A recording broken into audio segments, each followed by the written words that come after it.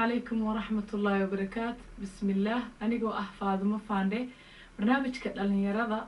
meel walba caalamka ka joogan ay ku kala faa'iideystaan isla markaasna ay isugu soo gudbiyaan waxqabadkooda. Barnaamijka waxaynu ku qaadaa dhignaa mar walbana aynu ku eegnaa dhalinyarada kuwa waqtigu caawiyay, kuwa ku adkaaday iyo duruufuhu kuwa ka hor yimaadeen. Isbarashada barbaarta, daljirka daahsoon, halka ay aqoontoodu gaarsiisan tahay, kuwa waxtarka u ah bulshada, kuwa hiilka u ah habsami u socodka. dhalinyarada horumarka ka gaaray nolosha.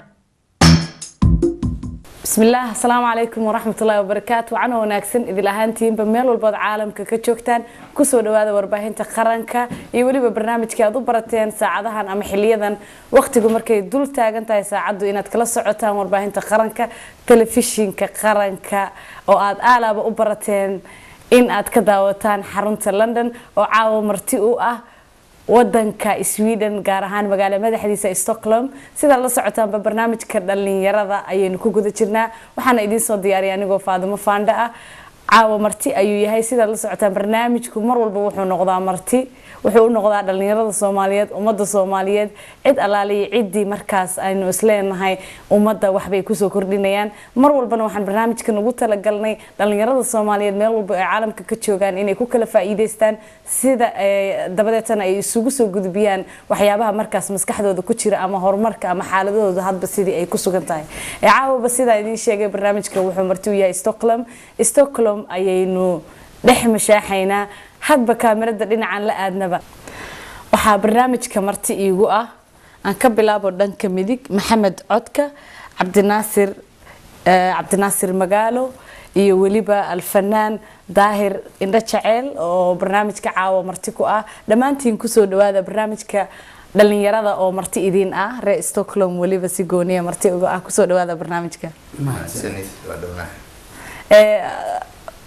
waxaynu ku falaaqeyn doonaa oo caawa uga hadli doonaa xaaladaha iyo arrimaha ay ku sugan yihiin reer Sweden inta ay ka og yihiin.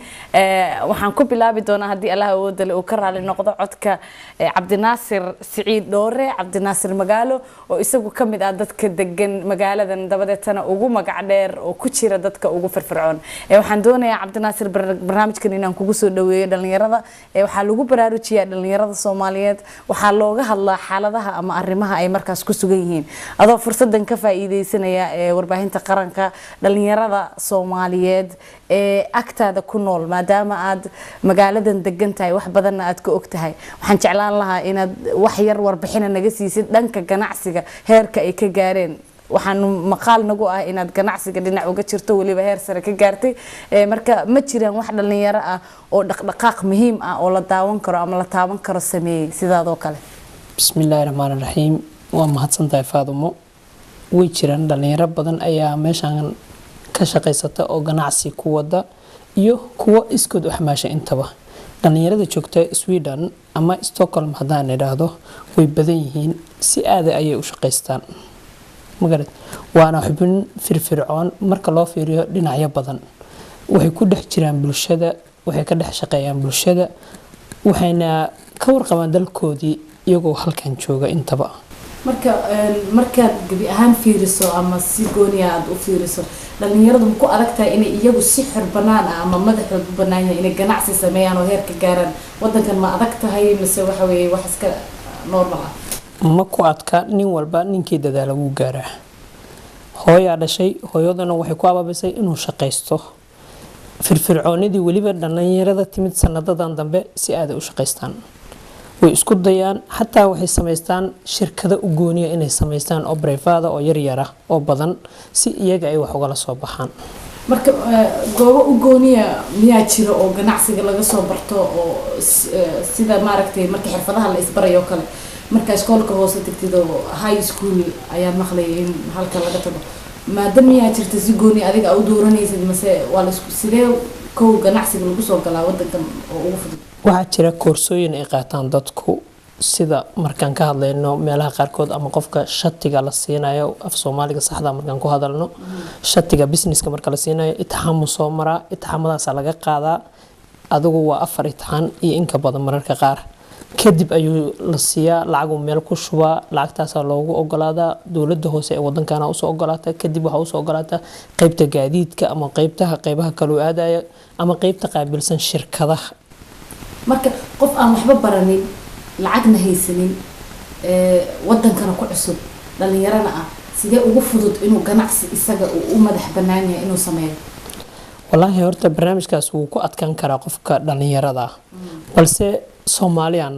Soomaalidu iyagaa isgacan qabta iyagaa isku hogaamiya jidka tooska iyagaa wax isku sheega inta badan Soomaalidu waa dad isjecel oo iska warqaba. marka ganacsiga marka hadda adiga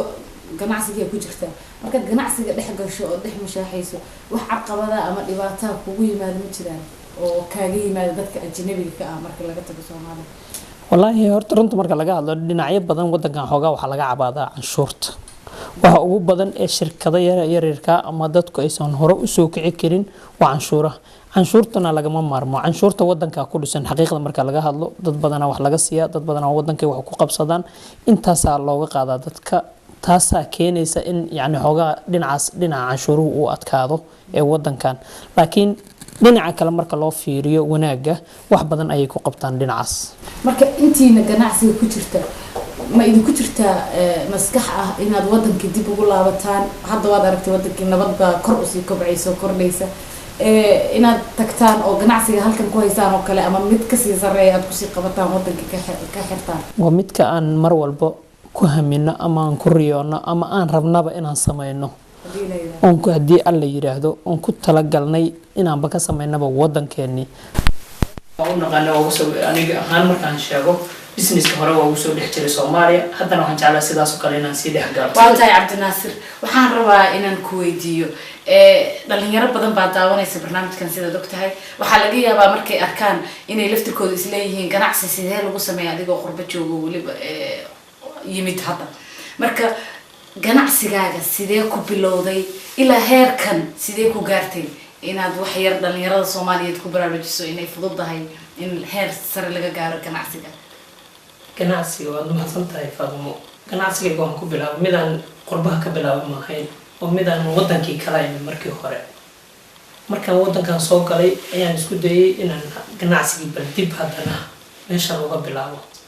way igu adkaatay runta marka laga hadlo inaan bilaabo meeshaan dib u habeyn kale aan ku sameeyo mar kale anigoo ka bilaabay shaqadeedii markii hore aan hayay midaan ahayn oo ahayd dukaan raashinka lagu iibiyo fursadaas aan u arkay markaas inay ahayd yani Soomaalida meesha joogta waxay u baahan yihiin tii ana wada ayaan haddana waxaan ku daray inaan dhinacaygii taydii hore haddana gadaal ugu soo noqdo oo gaadiidka ahayd taas ayaa igu dhalisay inaan kor u sii qaado haddana waxaan isku dayay waxaan fiiriyay dhibaatooyinka ka sii jira dhinaca Soomaalida oo mar walba la leeyahay Soomaalidu ma shaqaystayaal weeye ganacsiga wax kama wadaan shir aan mar qayb galay hadda ka hor ayaa su'aalan lagu weydiiyay waxa la yiri maxaa dhacay Soomaalida joogta baalkii England iyo America iyo way shaqaystaan Soomaalidan Scandinavian ka jooga maxaa ku dhacay u shaqaysan laayihiin ama ganacsi u furi laayihiin way furi lahaayeen wayna ku adag taxqiiqda marka laga hadlo dhinacaas xirnaan xagga dawladda xaggeeda saas darteed waan isku dayay inaan wax walba fududeeyo oo marka waxa ka soo bilowday dukaan ayaad ka soo bilowday marka hore si aad u fahamtid ganacsiga iyo ilahiisa oo dadka aan u dhex galo dadka marka waxaad ugu baaqaysaa dhalinyarada Soomaaliyeed horta inay dhex galaan shacabka dadkooda horta inay dhex galaan la socdaan ogaadaan arrimahooda kadibna isku dayaan iyagoo waliba aan sii daynaynin mar walba dhinaca waxbarashada waxbarashadu waa muhiim qofku hadduu wax barto wuxuu abuuri karaa sax marka saas darteed way isku dayi karaa isku daygana waa shay fiican qof walba uu gaaraa nin lagu dhalay ma jiro nimanka ugu waaweyn dunida oo wax isku dayeen marka adigoo fursadan warbaahinta qaranka ay ugu talagashay ummadda Soomaaliyeed inay dhalinyaradana lagu baraarujiyo dhalinyaraduna ay ku soo bandhigaan waxa madaxooda ku jira ugu talagaleen dhalinyarada kale fursadaas adoo ka faa'iideysanaya waxa laga yaabaa dad badan oo wajigaaga yaqaan ama se hadalkaagu macno u sameeyo inay ku daawadaan marka ugu dambayso maxaad kula dardaarmaysaa ama ku goobaabinaysaa dhalinyarada Soomaaliyeed ee caalamka jooga? waxaan ku goobaabinayaa nin walba wadankiisa isaga iska leh waddankeena inaan dhisno inaan nin walba horumarkiisa uu ka qayb qaato uu ku dadaalo waddankaas mooye waddan kale inuusan lahayn anagoo joogno dhul shisheeye ayaan haddana waxaan ku riyoonaa inaan Soomaali nahay Soomaalinimadu waa sida kalarkaas aynin waa inaan ku dadaalnaa dhisnaa waddankeeni waxaan kula dardaarmayaa nin walba inuu ku riyoodo waddankiisa way wax u dhamaynaysa jirin وهاجاك أدي أدي يدوم عصرتها هاي برنامج كده ميردنا إن سبب مرتي أكسر قيب قشنا وكاجا ما هاد علينا هدان ما هاي بربعين تقرق وحن وجد بيا محمد عتكة ويسوي لنا كي يمديك فردية محمد كسر دو برنامج كده ميردنا وحن في ليا دنيرة بدن أياد لكلنتا واحد بدن أياد كأكتاي حب بدن قرب أياد لتشوجا دنيرة دي ودن كي تشوكتي يكوا هاتن هالكم كسوجن فرق بدن بقى ودحية محاد إسليه هاي وجود بدن ودنيرة أي أباهم تهاي دتك واوين إني كسحان أما إسليه دنيرة وعلمية واحد يجرن كأكتها يا رماز والله كل دنيرة وده كان دقن إسكو ضمد معهن يعني حاجة إن هأبضنا ذان دنيرة ما ركتي والد كود إنه ولد جوجين أو كلاته ويجرن دنيرة قلقالي إنما سمية إن أما يعني مستقبل أهان فيوجر كود يعني سيد الربع أون أهين يدو تاسن ديكرو waxay suurto waxaasoo yani waalidiintii kala maqnayd awgeed laakiin dhalinyarada kale marka la dhaho most of them waa dad maaragtay hadday noqoto dhinacii waxbarashada sidoo Cabdinaasir noo sheegay hadday noqoto dhinacii maaragtay ganacsiga toodii samaysta laakiin run ahaantii fikradeedana waxaa ila qoman mar walba dhalinyarada Soomaaliya joogo inta badan waxay ku fakaraan dadka Yurub jooga inay ka nolol fiican yihiin ama wax taban laakiin ani ahaan fikrada ahaanteeda marka aan yani qiyaaso joogista meeshaan aan joogo boqolkiiba boqol waxaan aaminsanahay dadka Soomaaliya jooga inay ka nolol fiican yihiin haddii la dhaho saxado kaleeto ama jawiga ay haystaan haddii la dhaho cuntada wax walba waxyaabo badan oo mar laakiin aynan ogeyn hadeertaan meesha ay joogaan oo isleeyihiin waxba idinka maqan marka ani kulli dhalinyarada waxaan kula talin lahaa kuwa Soomaaliya jooga inay yihiin dad meel fiican jooga oo wadankoodii hooyo jooga oo aan cunsurinimo dareemeynin sida meeshaan anaga cunsurinimada dareeno kaleeto caafimaad fiican haysta jawi fiican haysta waxyaabo badan kuwaas masaasar kula talin lahaa kuwa halkan joogana waxaan kula talin lahaa inay noqdaan kuwa wax ka qabsada oo ka faa'iideysta waqtigooda oo ayna noqonin kuwa waqtigooda oo ka dhumay waxaa jira wadankii waa laga soo haajiray sidaan wada ognahay dhalinyarada qaxooti bay noqdeen tiro badan oo kala daatay wadankan aad ku sugan tahay haatan qaxootiga sidee loola dhaqmaa ma dhib badan bay maraan ma siiro fudud baa sharciyada lagu siiyaa iyo deegaanka iyo nolosha iyo waxaas mase jiraan kuwa dhibaataysan oo sharciga loo diido la ogyahay si caana waxaan ogaala ma jiraan dhankaas way jiraan dad badan oo sharciyo yani dalbaday wadankan oo aan weli la siinin oo ay ku adkaatay dhinaca marka aan kala hadlo keenista dadka awal la keeni jiray Soomaalida Sweden waxay ahayd wadamada ugu fudud oo keenista dadka laakiin hadda marka la fiiriyo waa wadamada ugu adag oo marka aan kala hadlo dhinaca cunsurnimadana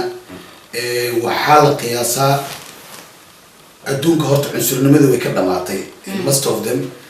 laakiin waxaa moodaa Scandinavianka inay xoogaa ku dambayso oo sida adduunka kale ay la soconin waa dareemaysaa horta wadan walbo aad joogto kaliya maaha Europe America maaha wadan walbo aad joogto aan wadankaaga ahayn mar walba waxaad dareemaysaa cunsurnimad in maanta lagu cunsuriyeenayo oo wadankaaga waxyaabo badan aad ku dareemaysaa marka dhalinyarada markii ay soo haajireen kaligood iyagoo socday yimaadeen oo ka yar da'da 25 iyo 20 iyo wax ka yar markii laga soo tago kaamka lagu xanaaneeyo dawladdan ay u fidisay Soomaalida degan ee degan ahaan u degan wadanka ma caawiyaan ma la iskaaba mase dadku waa kala firirsan yahay dadku ogtahay wallahi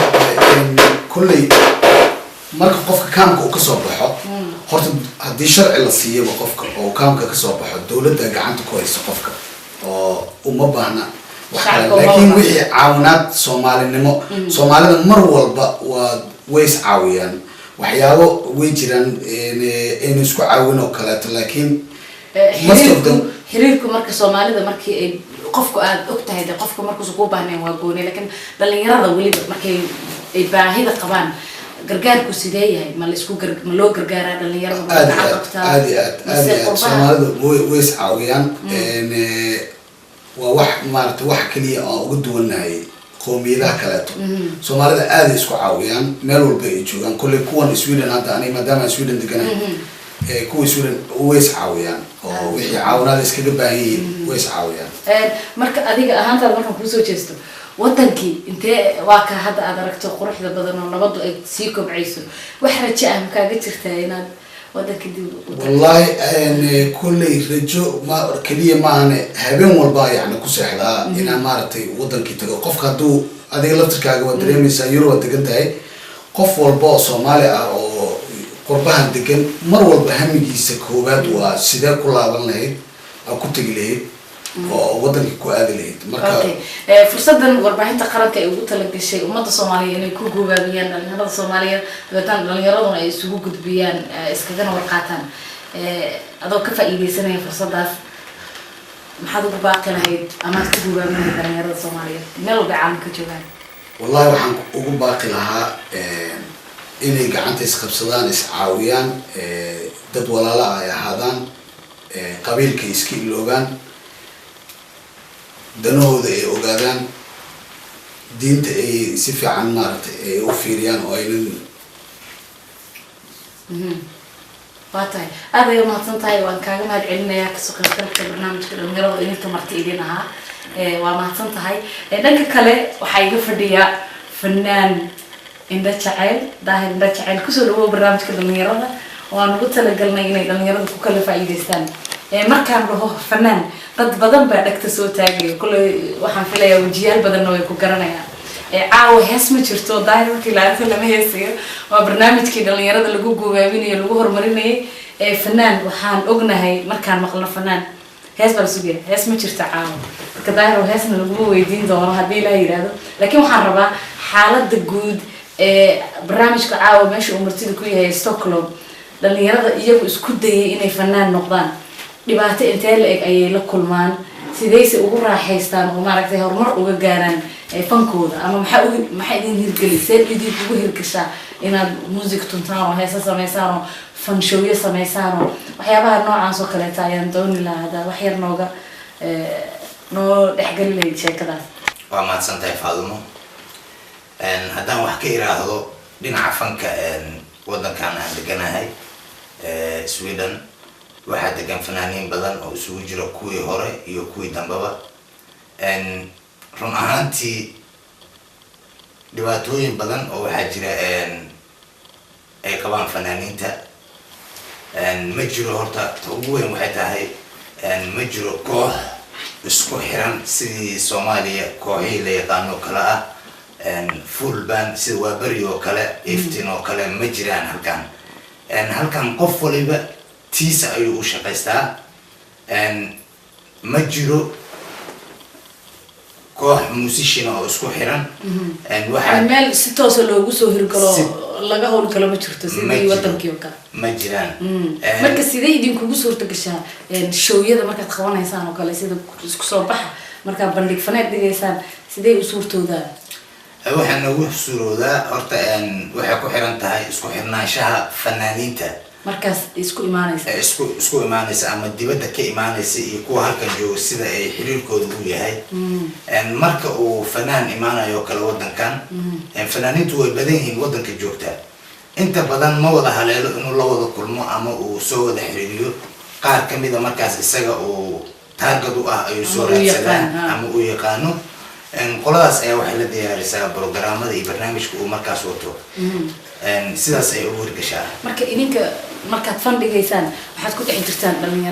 dhalinyarada wadankan joogta oo iyagu fanka xiiseeya ee dhalinyarada ah ama wadankan ha ku dhashaan ama ha ka yimaadaan wadankii ama qurbo kale af Soomaaligoodu sidee yahay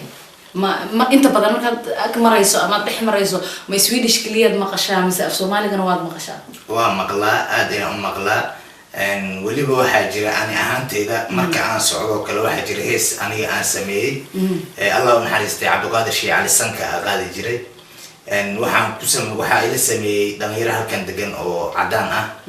oo koox caana oo Sweden caanka ah heeskaas kulley intii aragtay ama daawatay ayaa taqaana heeska waxaa la yidhaahdaa salala iyaga oo ku heesaya English iyo aniga oo Soomaali ku heesaya macal video buu jiraa sometimes marka aan meelaha marayo dhalinta Soomaalida ah hal heeska ee ugu yaraan wuxuu yahay salala yani waxaan dareemaa markaas inay dhageysteen yani ay weli dareemi karaan Soomaaliga uu ku jiro ama halkan ha ku dhasho ama isagoo yar ha yimaado waan ku farxaa marka ay salala yiraahdaan warun abwaaniinta marka loo tago abwaaniintu ma dad si gooni isku urursadayba mase adiga doonato abwaankaas oo raadsatid isaga kula soo raadsatid sidee loo abuuraa heesaha qurbaan horta waa way jiraan abwaaniin badan oo degan Sweden markii hore baahidii aan qabnay hadda ma qabno waqtigan la joogo waxaa jirtay xilli ugu jiray fan inaan sameeyo wax cusub laakiin aysan jirin wax abwaana oo jooga Sweden laakiin maanta waa alxamdulillah waa ka dhereegsanahay abwaaniin rag iyo dumarba leh jooga oo aad u tira badan waxaan maqlay fanka markii lagu dhex jiro markii miraha la celiyo kadib haddana waxaa la sameeyaa laxan dabeetana music markaas oo adigu ku soo gaaray dib badan miyaa loo maraa qalabna sida yaa idinka saaciida waxyaabahaas abaayo horta mar walbaba waxay ku xiran tahay fanaanka iyo dadaalka uu ugu jiro fankiisa inuu horumaro sax aniga markaan kasoo qaadataydo kale way jiraan abwaaniin ila soo raadsaday heeso iyo kuwa aniga aan ka raadsaday labadaba way jiraan marka waxay ku xiran tahay fanaanka iyo dadaalkiisa iyo hamiga uu hayo fanka marka dhalinyarada Soomaaliyeed waad aragtay hadda way soo badanayaan way soo kobcayaan fanaaniinta Soomaaliyeed waliba qurbaha ku jooga marka laga soo tago wadanka maxaad ku goobaabinaysaa amaad faraysaa dhalinyarada Soomaaliyeed waliba inta fanaaniinta ee cusub ee jecel fanka waxaan ku goobaabinayaa ee ku waaninayaa wax aad adigu leedahay samayso kaas ayaad wax ku tahay hees hore uu fanaan hore soo qaaday waxba ma ku kordhinayo wax cusub samee wixii cusub caalamka jecel tirada Soomaalida waxaan leeyahay marka wax adiga aad leedahay samayso marka baryahan dhalinyaro oo waxa maqlay luqad kale ku heesaya Soomaaliga iyo luqad kale isku qasay kuwaas ayaga maxaad ka oran lahayd wallahi kuwaas waxaan ka oran lahaa waqtigeeda joogaan